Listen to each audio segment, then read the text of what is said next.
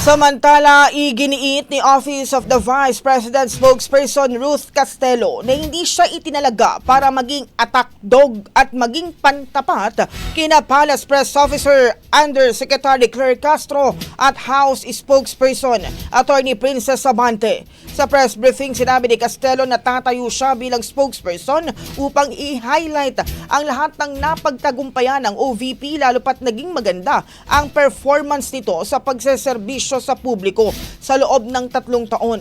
Nilinaw niya rin na hindi siya kinumbinse ni Vice President Sara Duterte para maging spokesperson, kundi nagsumite siya ng kanyang aplikasyon para sa anumang posisyon sa OVP. Si Castelo ay dating Undersecretary ng DTI at umalis sa pwesto noong December 2023. Pinalitan niya si dating OVP spokesperson Attorney Michael Powa. Ang bahaging ito ay hatid sa atin ng Mom's Love ES1 Capsule. Simulang tuparin ang pangarap ng iyong anak. And stunting now!